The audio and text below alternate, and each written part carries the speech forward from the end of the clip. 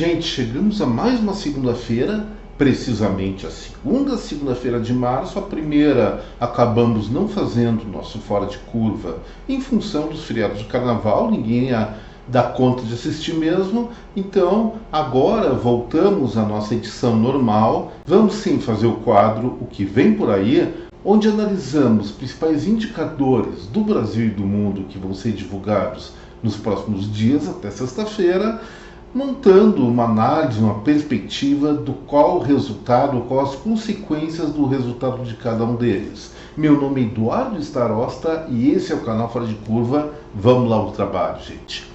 Na terça-feira, o primeiro indicador, o primeiro dado que nós vamos tratar, que vai ser divulgado amanhã, é do IBGE, Produção Industrial do Brasil. A perspectiva para o resultado de janeiro é de crescimento, sim, em relação ao mesmo período do ano passado. Esse é o primeiro indicador de produção de 2025 e os analistas de plantão apostam numa expansão desse indicador de 2,2%. E o que eu queria mostrar para vocês sobre esse assunto está no quadro que eu estou expondo nesse momento. Vamos pegar as últimas informações a respeito dessa produção das fábricas brasileiras e observar uma desaceleração dessa taxa de crescimento. O resultado de outubro foi uma alta de 5,8%, novembro já foi 1,7%, dezembro 1,6%. Estão projetando uma alta de 2,2%, que seria o início de um processo de reaceleração, o qual eu não acredito. Entendo que o resultado da produção de janeiro pode ou provavelmente vai ser positiva, mas não muito superior a 1%, por volta de 0,8%, porque a base comparativa é mais robusta e nós temos vários indicativos já de desaceleração da economia brasileira em função de uma série de fatores que nós já tratamos em edições anteriores do Fora de Curva, mas vamos voltar a tocar neles porque tem muita coisa interessante pela frente. E já na quarta-feira, um indicador importantíssimo, talvez o principal dado que vai ser divulgado pela economia brasileira nesse mês de março. A inflação fechada, estou falando da inflação fechada de fevereiro. Vamos relembrar, a antecipação da inflação do mês passado, o IPCA 15, como se chama, foi acima de 1,2%. Será que os dados de inflação agora contabilizando dia 1º ao 28 de fevereiro, eles tiveram na segunda quinzena do mês passado um refreamento? A projeção dos analistas de plantão indica que mais ou menos isso aconteceu, mas eu não acredito. Vamos lembrar, gente, para o Brasil ter uma inflação minimamente razoável em termos mensais, ela não pode ser muito acima de 0,3%. Mês passado, o IPCA 15 de fevereiro fechou em 1,2%. E é bem possível que a inflação oficial brasileira, então de fevereiro, pelo IPCA, ela nos dê de presente, um péssimo presente, presente grego, algo próximo a 1%, que é um resultado muito, mas muito preocupante.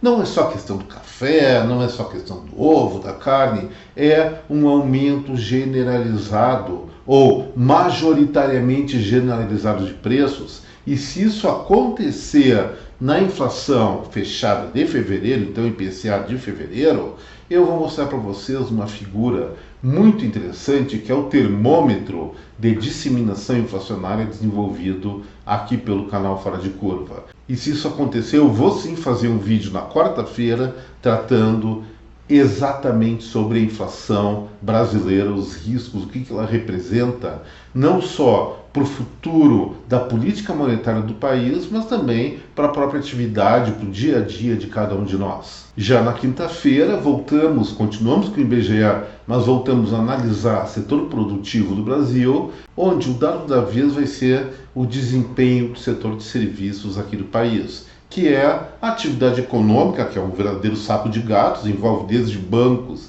até a venda de cachorro-quente nas ruas, é a principal atividade econômica que mais concentra a riqueza, o que mais distribui riqueza aqui no nosso país. E o que está acontecendo? Mesma coisa que nós identificamos no setor industrial. Uma desaceleração bastante intensa nos últimos meses. A informação aqui, outubro houve uma alta de 6,3%, caiu para 2,9% em novembro, 2,4% em dezembro. Provavelmente o primeiro indicador de 2025, referente a janeiro, frente a janeiro do ano passado, vai ser menor ainda. Eu não acredito que supere a 1,5%. Isso se refere tanto a uma base comparativa um pouco mais forte, porque no início do ano passado, com o sistema de gastos do governo, a atividade econômica brasileira começou a crescer de uma maneira diferenciada, mas temporária, como nós tínhamos advertido, e também nós estamos, sim, experimentando desde o início do ano, ou desde o último bimestre do ano passado, um processo de desaceleração da atividade econômica brasileira. E agora, para encerrar o quadro que vem por aí e o nosso Fora de Curva de hoje, vamos sair um pouco aqui do Brasil, vamos ver como estão os hermanos, os argentinos. Gente, Javier Milei é uma pessoa controversa, mas está fazendo uma coisa diferenciada na Argentina. Pelo menos vários indicadores já mostram que aquela economia está começando a reagir de uma absurda recessão para uma retomada de crescimento que, segundo as estimativas do Banco Mundial, que eu pessoalmente não acredito muito, deve gerar uma expansão acima de 5% em 2025. Mas nós vamos falar sobre inflação. Na sexta-feira, o governo de lá, o Instituto de Pesquisas do governo argentino, vai divulgar o índice de preço ao consumidor dos hermanos, como eu falei.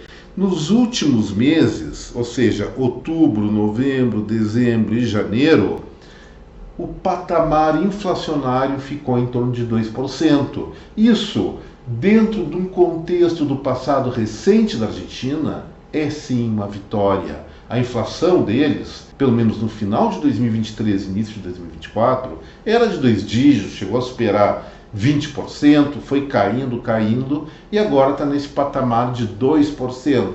É um sinal positivo? Mais ou menos. Vamos explicar direitinho isso aí.